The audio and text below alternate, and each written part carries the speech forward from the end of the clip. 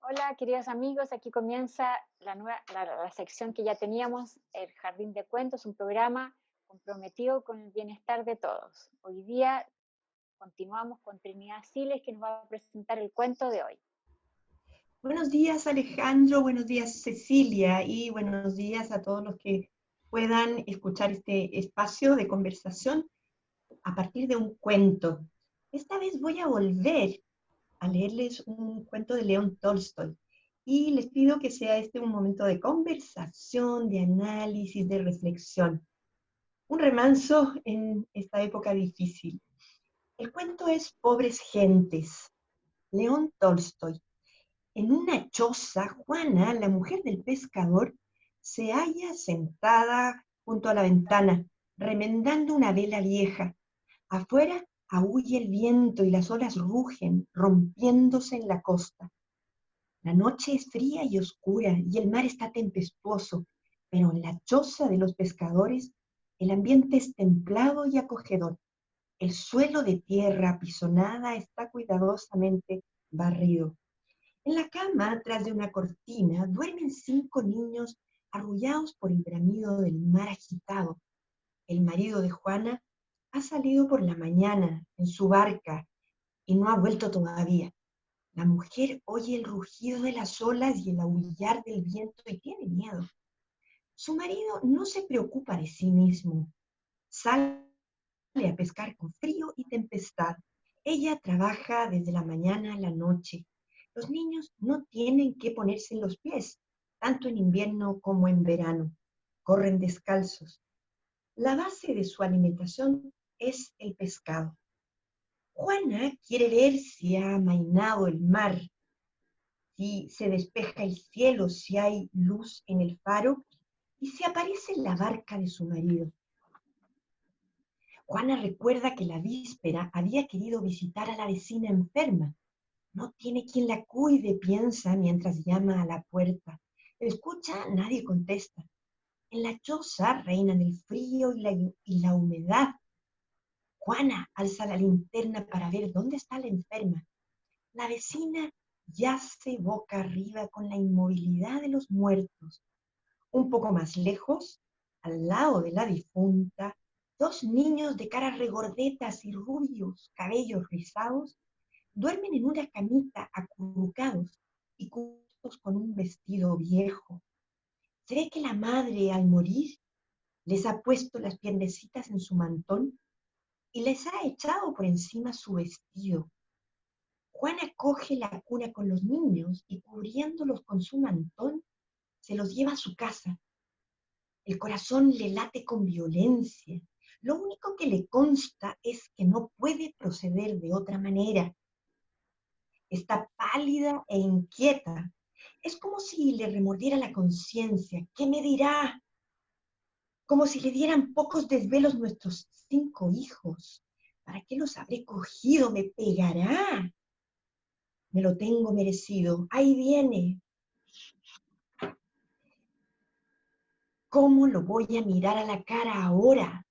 De pronto la puerta se abre de par en par. Irrumpe en la choza una ráfaga de frío aire marino y un hombre alto y moreno entra arrastrando tras de sí unas redes rotas empapadas de agua. Ya estoy aquí, Juana, exclama. Ah, eres tú, replica la mujer. Es horrible, no he pescado nada. Lo único que he sacado en limpio ha sido destrozar las redes. Después de decir esto, el pescador arrastra las redes tras de sí por la habitación y se sienta junto a la estufa. ¡Oh! Exclama Juana palideciendo. Estaba preocupada por ti. Ambos guardan silencio. ¿Sabes que nuestra vecina Simona ha muerto? ¿Qué me dices? Replica él. No sé cuándo, me figuro que ayer. Tiene 2 niños muy pequeños. Uno ni siquiera sabe hablar y el otro empieza a dar a gatas. Juana calla. Vaya situación, exclama nuevamente él. No tenemos más remedio que traerlos aquí, porque si no, ¿qué van a hacer solos con la difunta? Ya saldremos adelante como sea. Anda, corre a traerlos. Juana, no se mueva. ¿Y por qué no vas? Están aquí. Ya, replica la mujer descorriendo la cortina. Es un cuento breve, pero con una profundidad enorme que nos hace pensar mucho en una situación que quizás nosotros pudiéramos haber vivido si hubiéramos estado ahí. Me encantaría, primero que nada, saber qué piensan ustedes de este cuento y de lo que nos propone el autor con él. Mm. ¿Qué me dicen, Alejandro, Cecilia?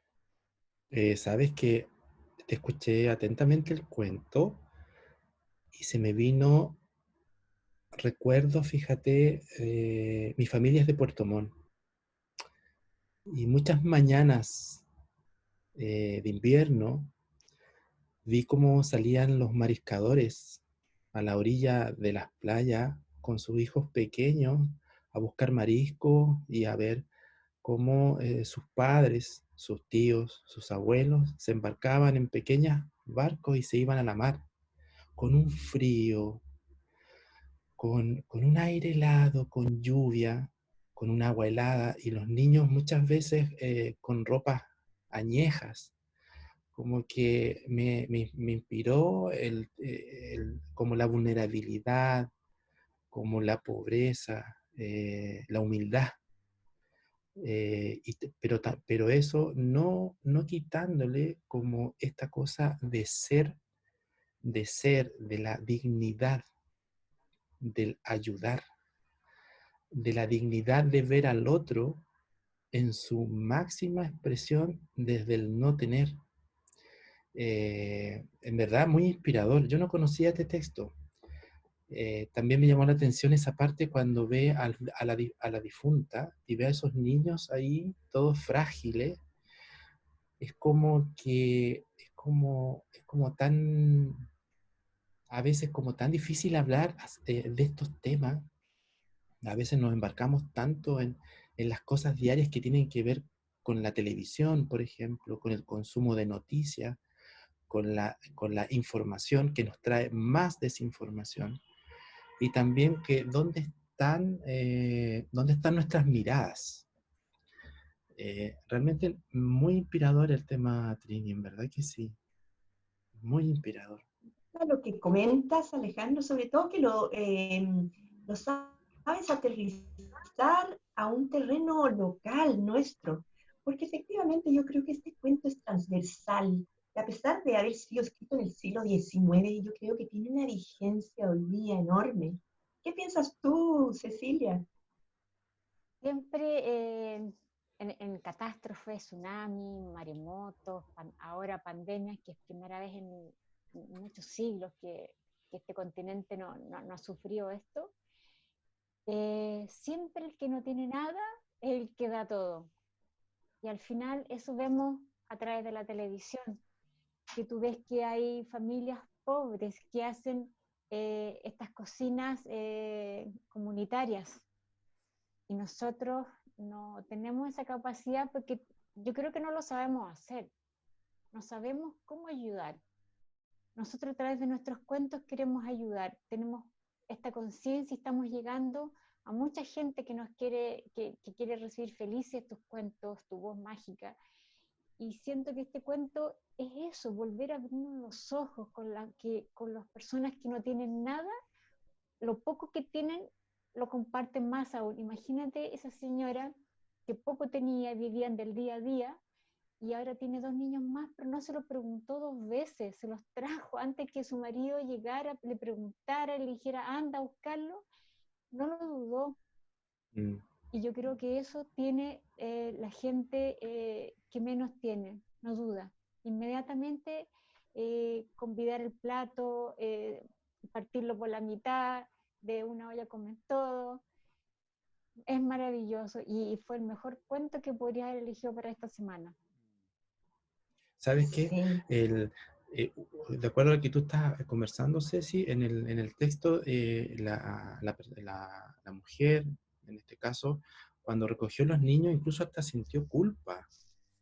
Exacto. Incluso Imagínate, se preguntaba por qué habré hecho eso. O sea, es como qué que, humildad. claro, es como dice Trini, en verdad que es como es muy contingente, es como muy mirar hacia el lado, muy mirar hacia el vecino. Me sorprende la sencillez de ella y también un poco el temor de poder enfrentar también esta cosa tan insospechada de tener dos niños más. ¿Cómo lo voy a mirar a los ojos? Se preguntaba en el cuento. Ujú. Es como interesante el desarrollo del cuento. Tolstoy en verdad que sí es bastante contingente y en verdad muy agradecido por haber traído este cuento a este espacio. Muy, muy, muy contingente, en verdad. Lo que pasaba antes se vuelve a repetir ahora. ¿Qué Mm, opinas tú, Trini? A mí me gusta mucho este cuento porque tiene muchos mensajes subliminales. Tal como comentábamos, ella tiene temor de la reacción que pueda tener el mm, marido. Siente culpa e incluso llega a preguntarse en un momento, ¿me pegará? Bueno, es un reflejo de la época y puede ser el reflejo de algunas Es, familias también. Es claro. el temor reverencial al marido, que obviamente es el que produce y es el que guía un poco la situación. Finalmente, este cuento es un cuestionamiento a estos dos personajes en un minuto dado, en que ellos tampoco tienen mucho que darles y que se alimentan del pescado. Finalmente, el marido llega sin alimento y desesperado porque incluso sus mismas redes se le pueden destrozar. Entonces ella se alarma más y se aflige y tiene una verdad que confesarle y no se atreve cómo hacerla. Mm, Entonces se produce una tensión muy interesante, una tensión psicológica de los dos personajes en que hay un diálogo, además, en que ellos mismos van revelando la verdad. Ella lo trata de sensibilizar contándole, ha muerto nuestra vecina. Y le cuenta además que habían dos niños que van a quedar huérfanos. Y está probando cuál va a ser la reacción del marido y además esperando un consuelo para lo que ella ya ha hecho, ¿no? Y ha sido, sin pensarlo, además, ha actuado con ese instinto maternal de recoger a esos hijos que van a quedar sin madre. No lo piensa dos veces, los levanta y se los lleva y los une a sus hijos más. Pero el padre reacciona de una manera bondadosa, donde aparece justamente la naturaleza humana de estos dos personajes, que los dos se van a hacer cargo. Serán dos bocas más, pero bueno, no los pueden dejar solos, porque evidentemente, si hubieran sido hijos suyos, también ellos hubieran esperado que hicieran lo mismo con ellos. Aquí hay una verdad evangélica, de alguna manera, sí. que es exponernos una situación difícil y preguntarnos a nosotros mismos, ¿qué harían ustedes? A mí me encanta este cuento porque refleja además la situación en la que el destino nos plantea situaciones tensas, difíciles, en que uno tiene que tomar una determinación. Finalmente actúa el buen corazón. mm. Yo creo que es un cuento, que si bien es muy antiguo, yo creo que podríamos leerlo en cualquier momento y pensar además o relacionarlo con otros mundos también. Recuerdo el año pasado que dieron, por ejemplo, la película de Mujercitas. Uno tiende a pensar que esta es una realidad solamente de un ámbito de la pobreza, de gente que no tiene nada. Y creo que esto se puede dar también en otras situaciones sociales. Estoy pensando simplemente en la novela de, de May Alcott, perdón, de Mujercitas. No sé si ustedes la vieron. Dieron la Sí, pero no película la el año recuerdo. pasado. Sí, sí, Pero sí. hay una escena preciosa.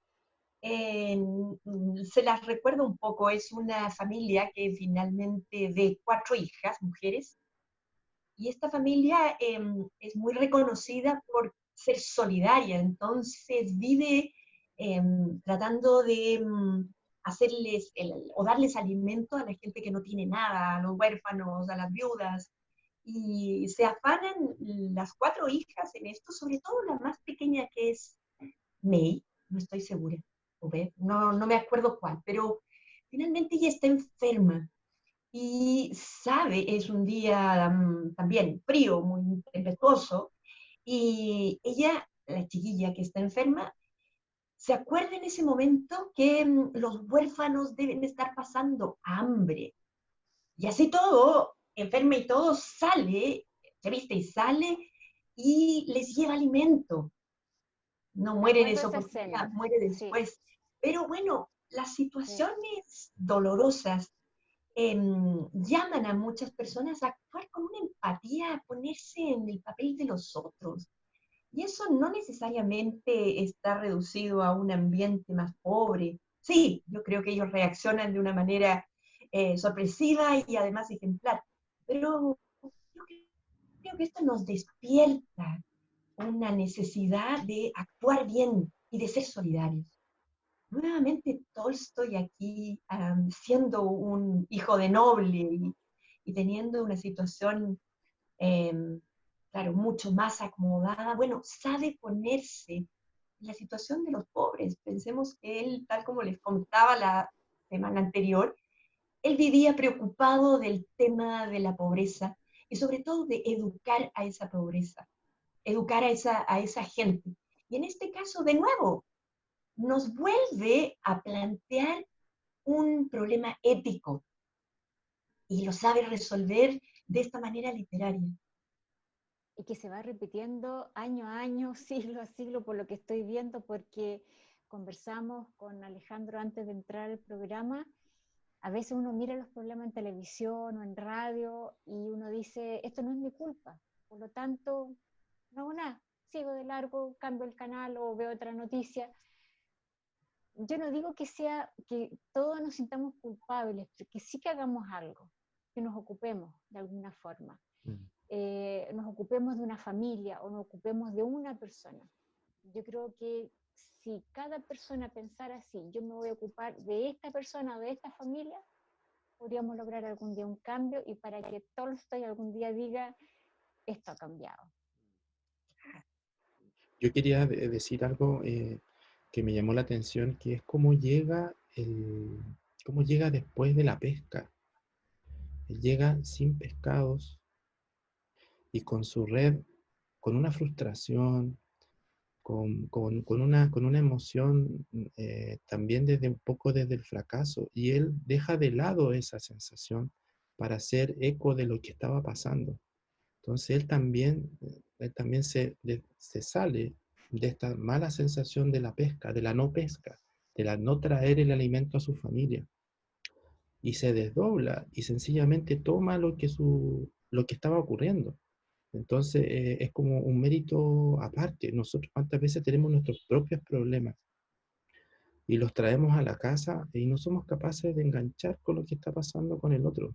Y creo que la figura del pescador lo encuentro notable. Yo creo que Tolstoy, como decías tú, Trini, es muy transversal, tanto en la historia, pero también tanto en la trama del personaje, desde el lado como bien, como psicológico. No sé, no soy psicólogo, pero me llama la atención mucho la culpa, la emoción de la tristeza, la alegría del recogimiento, la superación, no importa, no pesque nada, anda a buscar los niños, anda a buscarlos, que sean parte, que formen comunidad, seamos familia. Son varias cosas muy interesantes, muy Me encanta interesantes. cómo a ustedes les hace sentido el cuento. Yo creo que es un cuento tan sencillo, justamente para el lector común. Y el título dice mucho, pobres gentes, tiene una simbología en las palabras elegidas para el título, como también en la profundidad que tiene, ¿no? Pobres gentes, evidentemente, era gente pobre, pero al mismo tiempo, pobres gentes también las de la otra familia, ¿no? De la que se encargan ellos. Mm. Pero justamente con ese corazón humilde es con el que nosotros vamos a poder empatizar con el dolor de los demás. Bueno, en conclusión, este cuento tiene mucho que dejarnos, nos deja mucho y sobre todo nos permite reflexionar sobre la actuación nuestra, cómo podríamos desarrollar mayor empatía, mayor solidaridad, o al menos pensar, si bien no podemos actuar, cómo podemos llegar a las otras personas, aunque sea con un abrazo, con una palabra, con un gesto. Nos veremos nuevamente la próxima semana con un cuento relacionado, ojalá a la contingencia, pero de nuevo, permitiéndonos llevarnos después a la reflexión o pensar un poco en esta idea. Muy bien, Alejandro, Cecilia, agradecerles nuevamente este espacio que nos permite conocer a autores clásicos que tienen mucho que decirnos, a pesar de ser de siglos anteriores, porque obviamente ellos vivieron igual que nosotros situaciones dolorosas, conflictivas, en el que el corazón del hombre se ponía a prueba. Muchas gracias de nuevo y nos veremos la próxima semana. Muchas gracias, Trini. Yo quiero despedir el programa invitándola a que nos sigan escuchando en nuestro canal de YouTube. Yo soy Digital Chile.